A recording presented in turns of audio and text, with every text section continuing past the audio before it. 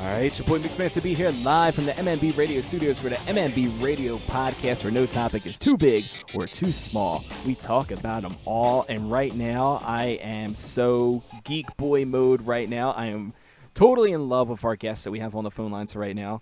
She is a AVN Hall of Famer, an all-around cool chick, a Oklahoma City Thunder and an OU Sooners fan, a Boomer Sooner herself. We want to welcome into the phone lines right now the one and only Miss Jessie Jan. How are you? I'm good. How are you? Like I said, I'm starstruck right now. I am. This is like it's just an honor to have you on the phone lines. I've been a huge fan for so many years, and I'm just blown away right now that I'm even having the opportunity to talk to you right now. But yeah. So I guess first things first is like, how was your holidays? How was your New Year's? You know what? New Year's was great. I went to Miami with my two best friends and other friends like Alexis Texas, Nikki Bent, and Blair Williams. And we had a crazy time. It's Miami on New Year's. It was good. Anytime you're in Miami on South Beach and you're with the people that you listed, I mean, yeah, that would be a good time. Well, it was fun because, we started and, I'm a OU fan, so my team was there playing even though we lost. So Nikki and I started at the game. Then we met up with Alexis and Blair and everything. And then we went to P. Diddy's party till like 7 a.m. It was crazy. Yeah, they say New York is the city that never sleeps. I think Miami is right there next to them. I'm pretty sure Miami, then New York. Miami, then New York. It's taken over. New York, you have now been bumped down to second place. Yes. So, as I mentioned, you are an AVN Hall of Famer. You are legendary in the adult film business. I mean, you've been in the business for quite a while. I've been in it for 13 and a half years. Yeah, that's crazy when you stop and you think about it. And like every year that goes by, do you think about, wow, like I've been doing this for this long, and like, do you still take it as like a everyday stride, or is it still kind of like, wow, this is what I get to do? No, I mean, I love my job. I took 2 years off because the company I used to work for got bought out by people who I hated. And so I took 2 years off. So I actually just started shooting in 2015. I only shot 3 movies because, I was kind of hectic and taking a break. But you know what? I love being back, and so you'll see a lot more from me coming up. I actually finally, after 13 years, did my first anal, which just got released a couple weeks ago, and which was totally exciting. Everybody's been waiting for it. I've made them wait for quite some time. And you know what? I'm just having fun. I'm having fun being the new Jules Jordan contract girl. So I love my company now, and Jules Jordan is amazing to work for. And, I have a lot more freedom. Now, a lot of people should already know your story, but for those who don't, you're originally from Oklahoma? No, I'm originally from Texas, but I moved to Oklahoma my senior year, and I was a military brat, so I moved around a lot. So I moved out my senior year, and I stayed here so I could have a place I could call home. Okay, so you spent the most of your childhood and teenage years in Texas? No, Texas, California, Kansas, all over the place. My dad's from the military, so every 2 years did get I to move a lot. So you were all over I the place. moved every 2 years. Now, what was life like growing up for you, being in a military family? Was it difficult? Was it, awkward, just moving all around all the time?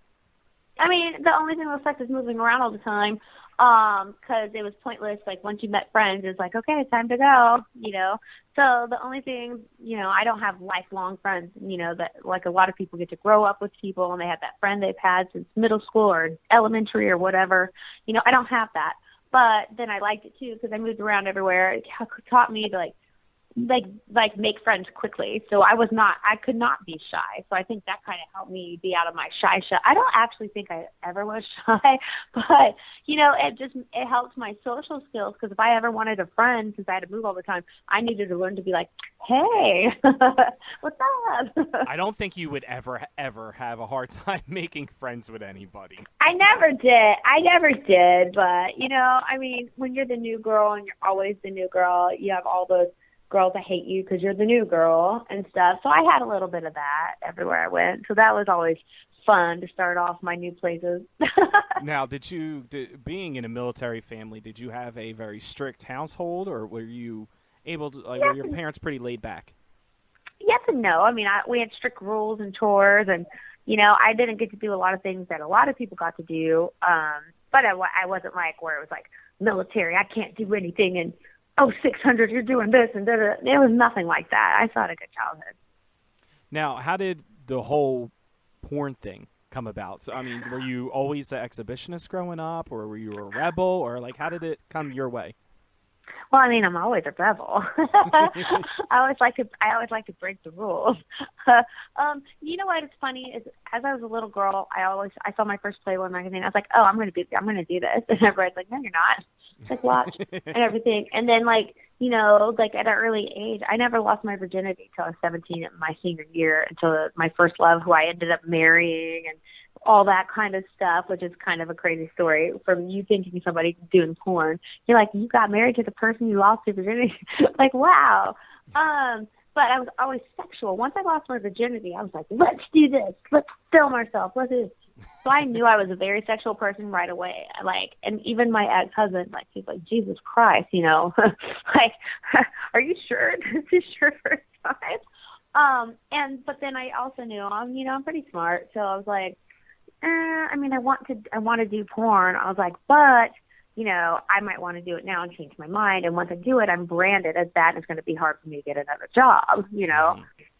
So I waited till I was 22, almost 23 years old to do it. And so I did baby steps, like working at Hooters, and then slowly to bikini modeling, slowly to the Hawaiian Tropic Girl. And then I skipped stripping and went straight to porn. I was like, I'm ready. The stripping part is just, you know, an extra bump in the road. You just went straight for an extra bump, porn. I just went straight. I skipped a step and went. I just went straight for it. And, like, it was funny, but, you know, I was smart about it. Like, I, came in right away with a contract, so I never did a scene until I was contracted and made my own rules and picked my partners and what I was willing to do on film. Like, I was smart about it. Now, a lot of girls don't really have that luxury of calling the shots when they first get into the business. So, well, nobody does. Now, how were you fortunate enough to maneuver your way through and say, this is what I'm going to do, this is what I'm working with? Because I'm not going to take a no for an answer. It's either you want me bad enough or I'm just not going to do it, and they wanted me bad enough. Like, I'm not, like, the thing is, you know, a lot of girls are easily pushed around. You know, they don't know better, and they think, oh, I'm going to make you a star, but you have to do what I say. And I'm like, no, bullshit. I was like, because nobody's going to make money off me after you make me a star. You know, like people who got in the industry and did some scenes and nobody knows about them, then all of a sudden another company blows them up, and then these people make money off them. I was like, I haven't done anything. There's not even a photo set of me, dude. You know, you have me from scratch, you know. And I was like, I was a mom. I was like, and I'm a mom. So either I'm going to have this stuff and it's going to be guaranteed, or you can kiss me goodbye. And they wanted me. So I was very fortunate. Now, how was life growing, or how was it having a child and being in the adult business? You know what? I live in Oklahoma, so you can't buy porn here. So it was a little easier, but also it's the Bible Belt. So obviously people watch porn still. They, you know, figure it out on the internet. But most people were so curious about it, you know. They weren't like, you know, of course I had a few people, obviously dirty looks and, oh my God, I can't believe you do that and whatever. But I don't care about what people think, because are they in my daily life? No. So I don't give a fuck about them, you know. Mm-hmm. I raised my family, and I helped my brother raise his kids, and they live with me, and I have two families to take care of. And so I did what I had to do. Plus, I enjoy my job. Like, everybody's like, oh, it's so taboo. Oh, my God, you do porn. Yeah, bitches, you watch it. All the people that are even judging us watch it when they're having sex with a partner. So I just, you know, I've always, luckily, because, you know, like I said, I've moved around a lot, so I was always a new girl. So people wanted to talk crap about me, or working at Hooters, or being a bikini model. So I've dealt with it forever. So even with having my kid, you know what I mean? I was like this, and they're like, people gave me shit for having a kid young, but they didn't know my situation, that I had to have a kid because of my cancer and my endometriosis, and I had to get pregnant. And then the 2 days after I had him 2 days before I turned 19. And on my 19th birthday, I was in the hospital still getting a hysterectomy. So people don't know my story. So people are always going to judge, and I just don't care. Luckily, like, you know, I have a hard head. I can deal with a lot, you know, but luckily most people don't judge me. It's like, so I don't know. I mean, it's kind of like a strange situation. Now, one of the things I always notice is through your Instagram and your Twitter, like you're constantly posting pictures with your son and everything. So you don't like hide him from the outside world. But obviously, like, he knows what you do. Now, how awkward was... he's 16 years old. Yeah, now, how awkward was it to have that conversation with him? And at what point did you decide to say, you know what, I think it's time we're going to talk about this? Or, like, or just kind of like one of those things where he knew and you didn't really need to talk? No, what I had to do was everybody kept coming at me, calling me Jessie, and obviously that's not my real name. And so I would get away with it while he was little. I was like, oh, I must look like some girl named Jessie, ha, ha, ha. You know, and then he got a little bit older. Like, it was time for him to be in 7th grade, you know, where it starts junior high here and everything. So I was like, okay. And then, like, we were stopped at Six Flags, and this one guy would not stop. And I was like, oh, my God, you know, because I had my niece and my friend's daughters at the time, and then my son. And I was like, dude, what is your problem? So I you know, the 7th grade talk, you know, and I was like, okay. So I let him know, you know, because I have my Playboy shows, and I've done the cover of Playboy. I was like, okay, so Mama has to talk to you about what she really does. And I slowly let him into it. So there were steps. So he was eased into it. I was like, Mama does Playboy, not just a magazine, on TV. So at some point, your friends or anybody at your school can see your mom naked. And he was like, okay, and everything. So I let him that. And then right before he started his freshman year, we went into, I was like, okay, Mom does porn. And he's like, Mom, I already know. I was like, what do you think about it? He's like, I don't care. He's like, can I go play video games now? It was kind of a really easy talk, but I think me transitioning it just little by little, you know, while he was younger, just, it wasn't like a big surprise, you know, and wasn't having to let him be caught off guard with somebody telling him first or showing him, you know, because little by little, like, he started, you know, he's obviously too young in elementary. So 7th grade, I was like, oh, okay. The way kids learn things these days, I was like, okay, it's time to at least tell you a little. Mm-hmm. Everything. So I eased him into it and everything. So, I mean, it was really fine. We're really close. So I think maybe if we weren't close or something, it might be awkward, but we have such a close relationship, you know? There's a unique bond between a mother and a son, so. Yeah. And you can't deny this child either, because if anybody has seen your son, like, you split an image of you. Like, you cannot I know. say he is not your child. I know. He's like, seriously, a spitting image of me. It's so funny. All the girls love him. He has a cute little girlfriend, though. I call him my baseball couple. But even my friends, they're like, girl, your son. I'm like, yes. Hush, I know he's cute, but he's still my son, so I don't need to hear it from you. So you've been in the business, like you said, for 13 years, took some time off, and what is something that you've noticed from when you first started in the business that you see has changed a lot now today? Oh, so much. The industry is, like, shrunk because of the internet. The free internet's killed our industry, so it's, like, gotten smaller and smaller, which is crazy.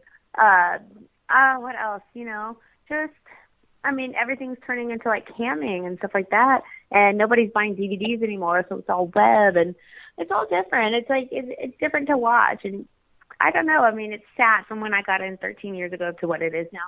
Now, luckily, I've been pretty fortunate, you know, and things are still going good, and it is for a few of us. But it's sad to watch because I watch some girls that come into this industry that have potential that they could have been a star. You know what I mean? They could have been something. And the way the industry works, there's no way, you know? Now, a lot of people put you in their, like, top 5 all-time adult film stars. Like, I know. How does that feel to be in that, like, that high category of so many other greats? Like, is it still something that you're just blown away, or no? No, I love it. You know, I came in the industry, you know, I have high expectations of myself. So I came in the industry to be the best and set my mind on doing it. And, you know, I had the right people backing me, marketing me, and the right team. And then I just have amazing fans that let me. And I also got into the industry right at the right time when people still had to buy DVDs to make a star. So you had to buy stuff to know who somebody was. So I got really, like, I just got in really at the right time. I had the right people, you know, helping me and marketing me. And I mean, obviously it's clear in my videos. I love what I do and I'm fucking crazy. But, and then, like I said, my fans have been great. So, you know, I mean, it's just so, it's flattering. You know what I mean? It's like, it's still flattering to me 13 years later, but I'm humbled by it. You know, I'm not like caught up and, you know, I'm not the person that would believe my own hype. When people say something to me, I'm still blessed. I'm like, oh, thanks, you know. But I mean, I love it. Well, I have to say, there was a reason that I wanted it, and I got what I wanted. I have to say, I probably own roughly like 20 of your DVDs that I've gathered over the years, and I bet you one of them's Pirates. I do, yes, and that's like, honestly, it's probably one of my favorites just for the cover alone, because it's just like because I moonlight as a graphic designer, and I'm looking at the cover and I'm just like, wow, this is like so awesome. But you know what it is? That movie has a cult following. That was literally a one of a kind in our industry, and nothing's been done like that before. And it just, you know, that's when porn was still big. You know, you bought it still. And it just changed everything about porn.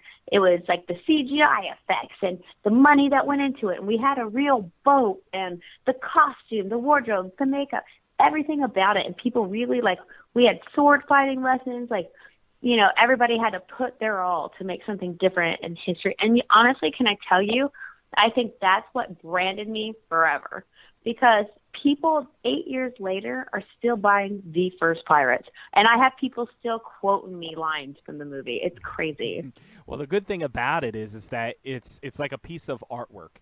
You know, it's not, you see. It is. It's a really, there's nothing like this. Anybody that's come into the industry trying to make big movies like us, there's just nothing close. It's like, you can't repeat something like what we created. Like our director, you know, everything, like anything that they put into it and made everybody realize who was going to be in that movie, that they had to give 200% to get across and make history in porn. Like, so everybody, even our extras, we had amazing everything. Our editors, anybody, like, it took the whole team. Everybody was such an important piece to that movie, and it worked. I mean, literally, like we had we made national news because colleges were having pirate viewing parties. You know what I mean?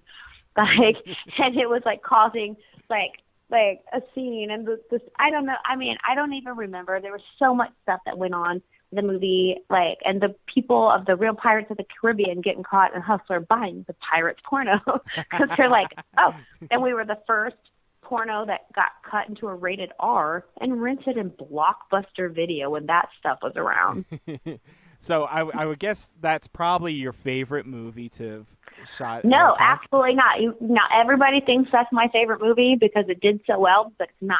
My favorite movie, okay, I like the Island Fever series because we just went to Bora Bora and there was no lines, you just had sex, and it was fun. But my favorite movie, because I feel like I had to take this character home for 4 months, my favorite movie was Fighters, because I couldn't just act. It wasn't an acting thing. Like, I had to become a boxer, so I actually had to take it home. Like, I had to become that character at home, and they gave me 4 months to prep, and I had to box for 2 hours a day and then weight lift because I had to put on the weight. I had to actually look like I knew how to box, so I had to train with boxing trainers. And then I had a course to cut and look muscly, which is something nobody asked a porn star to do. Yeah, can you grow some muscles? Can we get you some HGH? Yeah, can you grow some muscles and put some weight on, like, you know, and learn how to fucking fight? Like, I had to take that home. So I was, like, eating chicken and egg whites and all I was doing that to where, and then I was working out so much, I, like, ripped up and gained the weight and, like learned how to box. And I put so much into it that when I was, like, before we started shooting, Like, I remember being at home, and I was like, God, I'm so weak today. I just want some tortillas. I just need some kind of bread. My brother was like, so eat a damn tortilla. You are working out like crazy. I was like, I can't. I have my biggest bite. And he was like, seriously? It's a movie, and you're cut? You can eat a fucking pizza right now, and I think you're okay. And, like, I got into it, and it was so good for me. Like, because I used to be so stick thin because Hollywood wanted you so stick thin. So I got so stick thin, it was so hard to keep up with. So I also think that they gave me that role because they wanted me to put some weight on. And now that I do it, like years later, I still box. Like I won Best Actress in that movie. Like I was ripped. My arms were crazy cut. I look back at it, I was like, dang. I was like, shit, because, you look at yourself every day. So you're like, I don't see it, I see a little difference, but it's not so crazy. And then I look at the video, like, I was like, Jesus Christ, okay. Now, what type of scenes do you enjoy shooting the most? Was there a style that you like doing the most? Did you enjoy doing I just like to be rough, and I like to just fuck, and I don't want somebody positioning me or telling me how I have to do it. I want you to say actions and let me go, and you figure out the angle that you need to get the camera to see what you need to see. Mm-hmm. So you could just go all day and just shoot as much content and then let them do the editing 100%, later. 100%. I'm crazy. That's why anybody that works with me, what's funny is any guy that works with me who are like the top guys, they're like, uh-oh, it's a Jessie scene. Here we go. She's crazy. They're like, we got our work cut out for her. And then any girl, because I'm very dominant with girls, every girl wants to work with me, but yet they're afraid to work with me. They're like, I want to work with her so bad. Oh, my God, she might hurt me. And I'm like, I'm rough with a girl, but I'm not trying to, like, beat you up. Like, I'm rough in a playful way. Like, and the thing is the girls come at me, and I love it, because girls come at me knowing how rough I am. And they come and start the scene, especially if you're new. Oh, sweetheart, you need to watch out. You need to do your research. A girl will come up to me and slap at me really hard to begin the scene or try to choke me right away. And I'm like, and I do my evil laugh because I'm evil, like, because I'm like, bitch, you're about to go down. You don't know what you just started. I'm like, I was going to be easy at first, and then it was going to go that way, but shit, all right. So I do my evil laugh. Everybody sees it. Everybody laughs. They're like, oh no.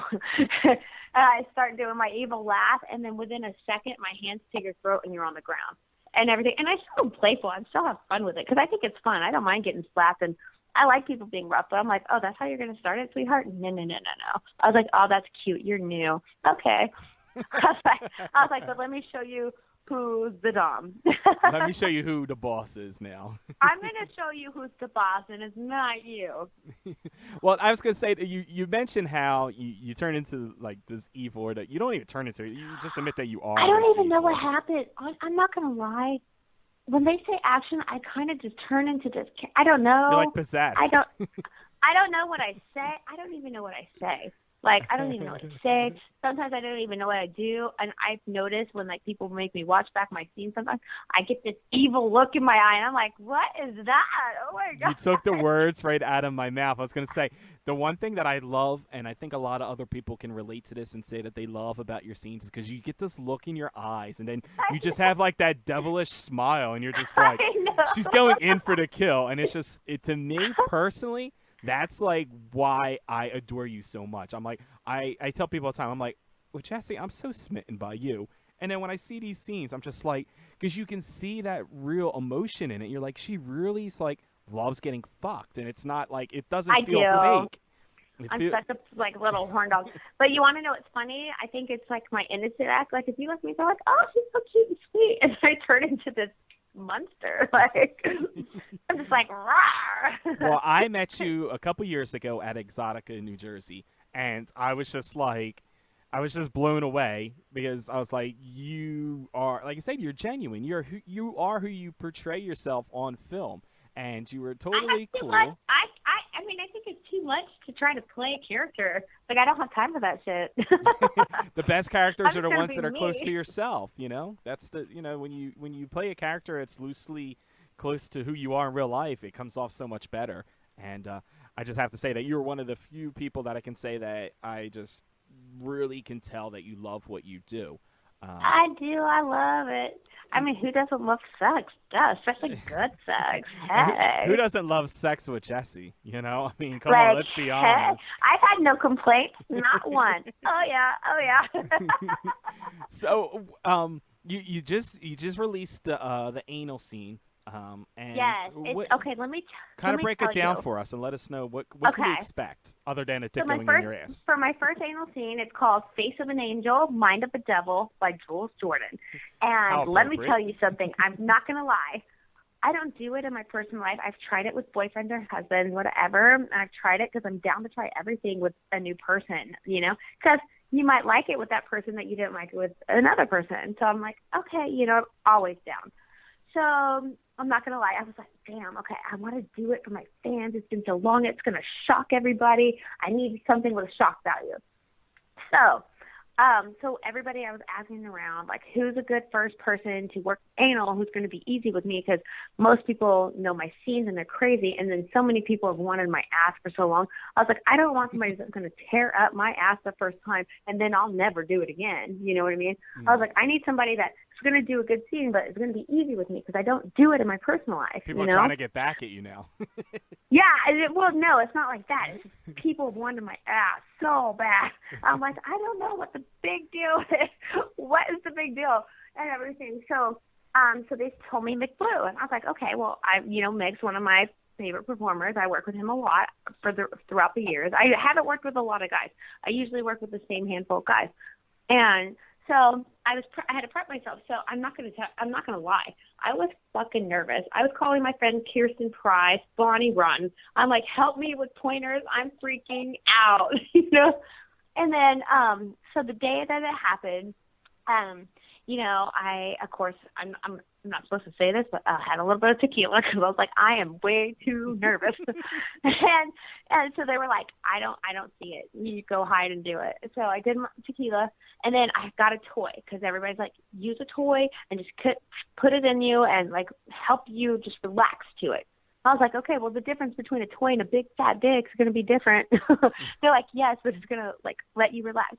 So I had to use this toy, and I just kept it in me. I was like, I'm holding this in my asshole. And then like I was trying to relax. I was like, y'all need to give me 10 minutes before my scene so I can start like fucking myself with it.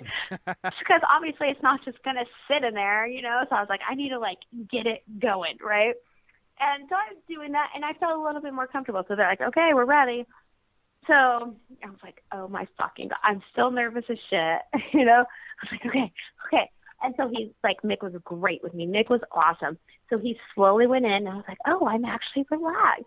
So he slipped in. Well, obviously, it's way bigger than the toy and everything. So he slipped in and slow, and he was like, let's let it sit here for a minute and let you relax to me, you know, so we can get used to it. I'm like, oh, my God, okay, thank you. But I was like at ease because I was like, okay. Wait, it's in here, you know, the toy helps me. I am actually more relaxed, you know, because I tried to do it before and I couldn't do it. I was like, I'm not relaxed. So I was like, okay, you know, I got this. So, you know, so he started fucking me slow. And I was like, okay, I got this. And then out of nowhere, I turned it into my devil-possessed Jesse. And then like I said, I don't even know what I said until I saw some of the reviews. And then I was like, fuck my ass harder. I was like, fucking anal plow. I have no idea. Like I said, I just like went over. There was only one position I didn't like that I buried my head in the couch, and then I was like trying to tap him. I'm like, yeah, let's move on. Nope. I was like, I don't like this one.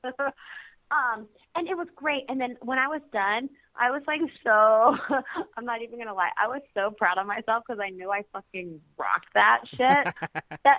When we were done, I was like, how'd you like that? How'd you like that? They were like, that was great. I was like, I know. I was like, mm-hmm. And then I was like calling all my friends. I did my first anal, and I was awesome at it. I was like so proud of it. Like I was just all smiley the whole day. And then later my asshole was hurting. I was like, oh, my ass is hurting, but that's okay because I rocked it. And then you know what? Like honestly, it came out a couple weeks ago, and I'm just so like happy because I was like wondering how people would say like how I did, you know, because I'm known for great scenes. So I was like, oh my God, what if I'm not good enough? So I got nervous, and I usually don't read reviews because I don't give a shit, you know. Mm-hmm. But I was really curious about my first anal, and like I got such great reviews on it, and then a lot of people are like, man, for her first scene, she's taking it better than some of the anal pros. So I was like extra proud of it. And now you want to know why everybody wanted your ass, because everything you touch is like magic. It's like instant gold. Now, I ain't going to lie. That's not going to happen a lot. Because, I mean, that scene was great, but it's still an anal scene. And I'm not going to give it up too much and just like, I have nothing against it. But that's going to be a rare occasion because, like I said, I mean, I rocked that scene. I was fucking proud of it. But, like, my asshole hurting for 2 days after, no, that's not so fun. Like, I have a tiny pussy, and I can take big dick and do 2-3 scenes in a day, which I haven't done in a while. I usually do one now with my new company. We only do one. You know, but I used to have to do 2 scenes a day and could take it. A small pussy with a big dick, like, it's super small. Some people feel uncomfortable with it. If they only saw a picture of it, they're like, whoa. They're like, is that legal? And everything. But I could take it, and I was never sore. You know what I mean? Mm-hmm. So my asshole was like, I mean, it's not my favorite thing. Did I rock it? Yes. Do I love it? No. Now, what's still something you want to do in the business that you haven't quite done? I mean, you waited so long to do anal. What is the next big thing that everybody can, like, get their hopes up for? My second movie was before my third movie, which is the anal. I did my first Boy Girl, which I hadn't done. Honestly, I'm not going to lie. You know, I'm not going to do gangbangs, you know, or blow bangs. It doesn't interest me. It's not my thing. So I'm not going to do that. So I feel like I've done as much as I'm going to do, you know. Mm-hmm. So I did anal. I did Boy Girl, you know. I've done orgy. I would love to do another orgy. Now, I've only got to do one. And there was so much going on. I loved it. So I wouldn't mind doing another one of those. Now, is there a preference or somebody that you would like to work with, even if it I know you say you only work with a handful of people, but is there someone that you haven't worked with yet that you're kind of like, I would still like to work with that person? Well, you know, like I don't work with a lot of guys. I've probably worked with the same 5 guys for my whole career. And if there's a new guy, I've added him. And usually a new guy that works with me, they're too intimidated, so the scene kind of sucks because they get intimidated by working with me, even if they've worked with a lot of people. So I just really don't add guys. I like the same guys. I have an attraction to them. We make great scenes. So guy-wise, I mean, unless there's some new people, not really. Girl-wise, there's girls that come in and out. I don't know their names. I usually don't care. I couldn't tell you half the girls I saw now in the industry. I mean, and that's not me trying to be mean. I'm not trying to be mean. I fucked more girls than I have in the industry, obviously, than guys. Girls come and go, and unless you're a memorable scene or my friend, I don't know you. There's too many girls that come in and out. It's hard to remember. It's not me being mean. It's just like the truth. It's hard for me to remember. And if I fucked you like when I first started, honey, it's been over 13 years. Like, I fucked a million girls since then. So if there's a girl that I haven't worked with, I know Brianna Banks has come back in the industry. I wouldn't mind doing a scene with her. I think we could be hot together. I got to work with some of the girls, you know, with my new jewel store and stuff that I hadn't worked with before, so they're off my list. So, I mean, I'm sure there's a couple girls I want to work with, but I just don't know who. Well, I can definitely speak for these guys that are intimidated because I said, first time I met you, I was like so starstruck and so nervous. And even before this podcast, I was sitting there DMing you on Twitter, and I'm like, I'm so fucking nervous. Like, I'm going to throw up. Like, why? I'm just, like I said, you are like one of the greatest to have ever done it. And that's not to blow your head up and, you know, gas you up or anything, but you are... God, are you just trying to blow me up, that is. But no, I mean, seriously, like, you're one of my all-time favorites. And just, like I said, it's still, you know, a surreal moment right now that I'm talking to you. So I could definitely vouch for these guys that were intimidated because it's like, yeah, it's Jessie Jan. Like, I get it. I get the whole intimidation thing, especially if you're new to work with me and I'm crazy. Like, I do a crazy scene. Like, I'm going to fucking eat you alive. Like, I'm like a predator and they're my prey. Like, I mean, I give it also. I know you can be intimidated, especially if you don't do this. Like, I don't know. I mean, I get it, I guess, you know, because, like, I'm not saying it because it's me. I'm just saying because the style that I am. Like, you better be able to take a woman being aggressive, too, and just be more aggressive back. you know, because I'm aggressive. I get what I want. I know exactly what I'm going for. I'm going to get it. I'm going to fucking do it good. Like, I'm going to eat you alive. Now, what is? But you're going to love it. Yeah, you are. Yeah. That was gonna lead to my next question. Is what is your social life like? Like being so aggressive and alpha female. Like how funny. how's dating life like? I'm not dating right now because I don't want to. I just got out of a relationship and I'm so over dudes. So I hang out with my girlfriends a lot. I mean, don't get me wrong. If I meet somebody, like whatever, like I have a random and he's hot, or like my to go. I have some guys that I've dated before that I keep on rotation. Like I just don't really care to date anybody right now, and I'm pretty aggressive. So, but like guys come at me with like such corny fucking shit that, and I'm such a dude. Okay, so the problem is I'm a tomboy. Okay, so that's why I have a lot of guy friends, and guys get along with me really good because I like sports. I pick up tricks like a dude. Like I think I was meant to be a dude. No joke. So it's kind of hard to come up with me. So when you come up with me with fucking corny shit or stuff that you blow up other girls' asses that they all fall for it, they're like, oh, yeah, it doesn't work for me. I hang out with dudes. I know all that fucking bullshit. So I'm going to look at you like you're retarded. And we're like, dude, okay, go away. I'm hanging out with my friends. Like, run along. You know? Now, do the normal guys come up to you, though? Or just like, does everybody recognize who you are? No, dude, people know me and they try or the guys that come up to me thinking because I'm a porn star, I'm automatically going to sleep with you. Yeah, good luck, dude. Like, I'm like, good luck, nice try. I don't think so. That's cute. You know, I don't know. I like right now I'm in such in a good place of not dating anybody. You know what I mean? And just having sex in my movies right now. And it's just working for me. So every once in a while I find a random, like, whatever. I'm going to hook up, but I just don't want to talk to him after. I'm like, I'm using you for sex. Just know that. Like, I would not. I don't even want to know your number after.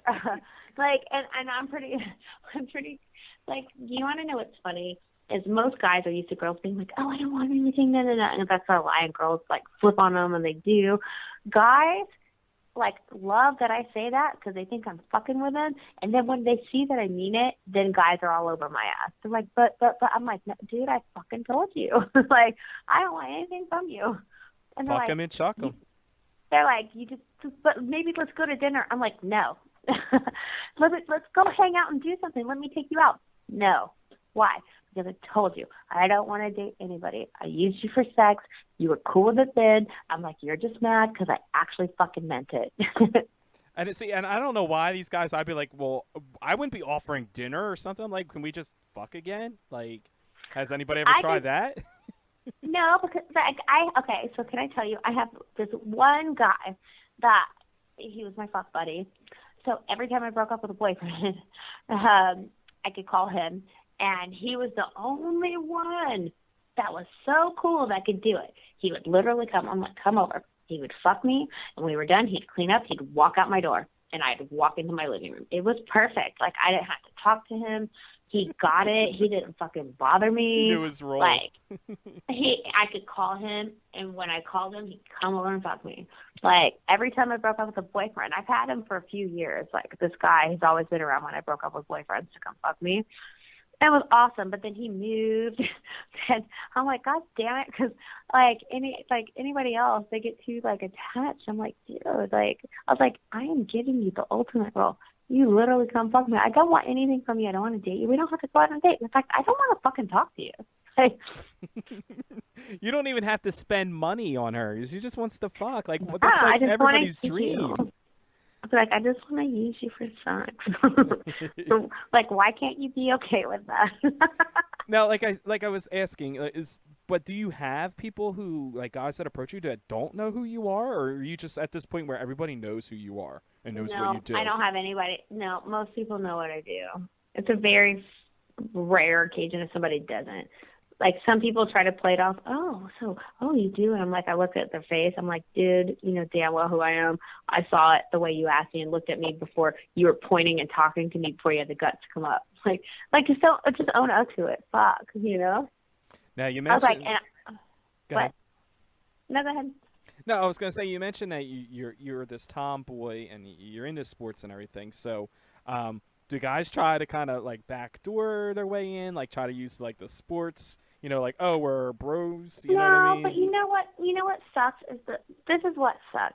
That I have some guy friends, It's like I was married first with some of those guy friends, you know what I mean? So they were always around, and they knew they were just friends. So like once I got divorced and stuff, that they tried to like slowly move into maybe something else, and then it makes it weird. So I've lost a couple good friends because guys like try to do that, and they're like, oh, but we always hang out, and we go to sports bars together, or we watch ESPN together, and like maybe we should take it to the next step. I'm like, nope. We shouldn't, because we are such good friends. It's going to ruin it.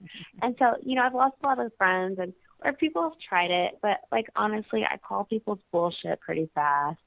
And I think, and it's not because I'm such a hard ass. Of course I want to find, like, somebody that I get along with, but everybody always ends up being an asshole, or they're not who they are, or they have some kind of problem, and then it comes my problem, and because their problem starts affecting us, or their problem starts hurting me, and they can't control it. And so I think I just have such a guard.